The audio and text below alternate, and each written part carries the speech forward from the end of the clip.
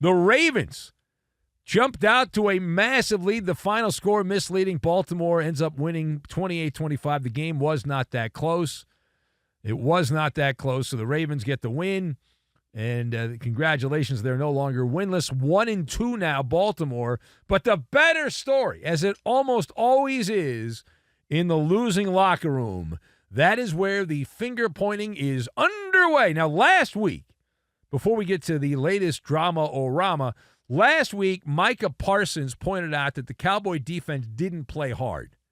Now, that flustered Zimmer and McCarthy, the coaches, defensive coordinator, head coach, and they came out and said, oh, no, they played hard. They played hard. Because that's like taboo for a coach. You can't say you didn't play hard. That's like the no-no. You can't say that because that's on you. Anyway, nonetheless, so that was what happened. Last week, you had Micah Parsons saying the defense didn't play hard. Now, this week, big money, big money, big money, no way, stop. Wide receiver, CeeDeelamb. He underscored the day. Say he highlighted the day, however you want to say it. First half, red zone fumble inside the 10-yard line, and that haunted the Cowboys as they attempted to frantically come back, which just amounted to a lot of garbage time stats. The issue was not just the fumble, it was the pouty face.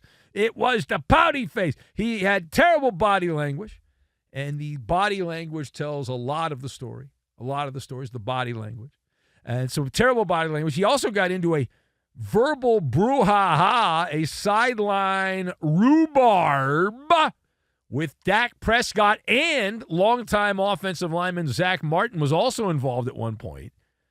So there's a lot going on. Then after the game, CeeDeelamb, was he man enough to go out and face the cameras and the microphones? No, he took the cowardly road and hightailed it out of the locker room when the reporters entered, like you expected him to actually be there. Come on, what's wrong with you? All right, so let us discuss the question. CeeDeelamb, is CeeDeelamb getting into it with Dak Prescott of the Cowboys, something or nothing? Is this just a 1 or 2 day story? Is there something more going on here? So I've got Hasbro, Washington, Irving, and UK. And we will combine all of these things together, and we will go for a test drive, is what we're going to do. Now, number one. That's right. The arrow is pointing towards something, and it's something delicious. If you happen to be a gas bag or a blowhard, boy, is this a great story. Just soak it all up, right? All the flavors, all the juices. What a wonderful story this is, because anarchy on the Cowboy ship, if you will, the Cowboys coming apart at the seams. In week 2, Micah Parsons and the coaching staff. In week 3, CeeDeelamb and Dak Prescott. Wow! How great is this? How great is it? Now, Jerry Jones, who is the maestro of the drama-o-rama, Jerry Jones did it again. Jerry, because he suffers from FOMO, fear of missing out. God forbid Dak Prescott go to another team and lose in the first round every year, or CeeDeelamb go somewhere else and flop in big games. No. You got to keep the band together, right? So he kept the band together, this iconic group of abject failures. The worst, you think about the Cowboys, they're not going to win anything this year, and this will be the record. This is going to be the record for the longest run of incompetence by a quarterback, with one team not getting to a championship game, a conference championship game. Dak Prescott's going to have that record. So you got Dak on one side, CeeDeelamb on the other. These guys both got paid. They both got paid. They're at loggerheads. You've got the rotund Mike McCarthy, clueless Mike on the sidelines, lame duck head coach, dazed and confused. All this is going on. Defense, garbage defense, right? Generally speaking, the Cowboys are, you know what they are? They're a Hasbro team. The star players are there. They're Hasbro guys. It's a spinoff of My Pony. I know Brian over there loves My Pony. It's a spinoff of My Pony. It's the show pony. It's a show pony because CeeDeelamb, when you do what he did, you're a show pony. That's the way to describe it, right? You're there when when the things are going well. You're out in front. Like, is it true that had the Cowboys won that game and CeeDeelamb had a massive statistical game, he would have been out there doing a pirouette on the catwalk if Dallas had won. Of course. But they lost, and so it's kind of a rhetorical question. They lost, and so he hops, skips, and jumps out of there when the media is there rather than taking questions, and he can't even pretend. At least Dak Prescott pretends. Dak's terrible too, but Dak just gives some tired cliches is what he does. But CeeDee Lamb, he doesn't show up to camp. He gets paid, and then when the going gets tough, he hightails it out of there and makes his teammates have to answer questions because he can't be bothered with that. That's what we call a bad teammate, kids. All right, now, page 2.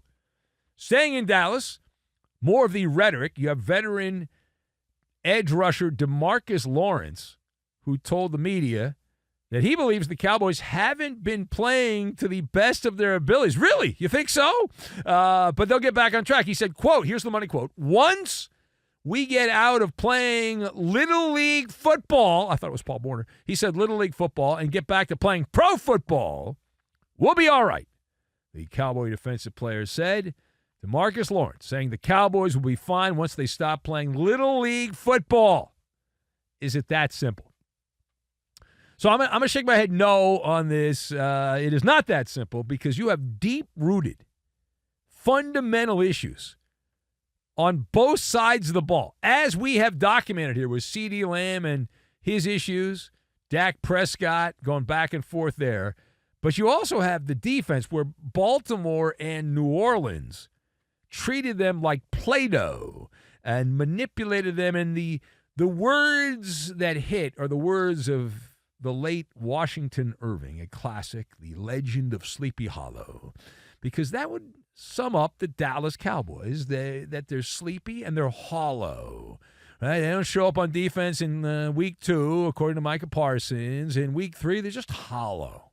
Just hollow. And you check, as the kids like to say, you check the receipts there, and it's not good. Not good. All right, now, final point. After the loss, Cowboys owner Jerry Jones was asked why he did not pursue Derrick Henry in free agency, and his answer was short and sweet.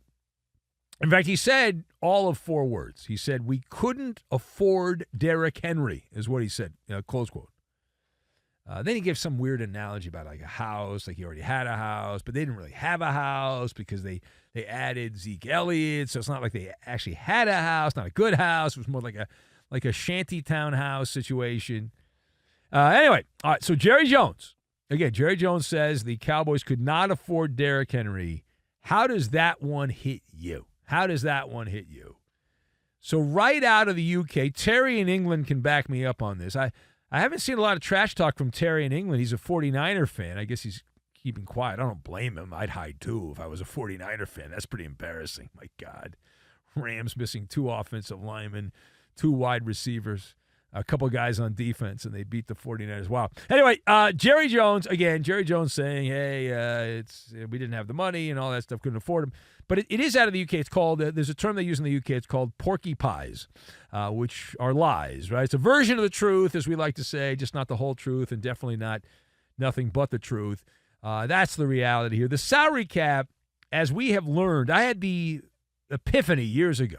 The reality is that we are salary cap truthers. The salary cap is something very easily to manipulate, right? It's a myth. It's a fiction that is used. It has been weaponized by NFL teams. If they want to get rid of an unwanted player, salary cap. If they don't want to spend money on a player, salary cap, right? But we know, because we've seen it, the voodoo economics, the voodoo boogaloo economics of it all, that you simply restructure some contracts, you move roster bonuses around into signing bonuses, you add voidable years, et cetera, et cetera, et cetera. You renegotiate certain deals, and all of a sudden you can sign whoever you want to your heart's desire. Where there's a will, there's a way, and Jerry Jones did not have any motivation. If I remember correctly, Derrick Henry essentially said the Cowboys never made him an offer. He wanted to play for the Cowboys, but they didn't want him.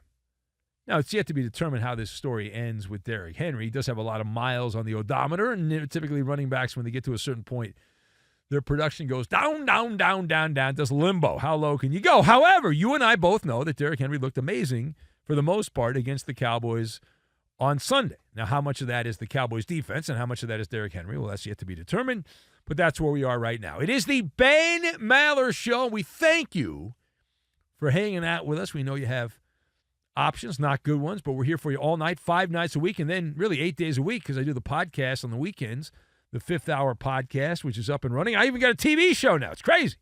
Maybe not after this week. More mediocre picks against the spread. I'm waiting for my big Bafo Sacco weekend. This could be it.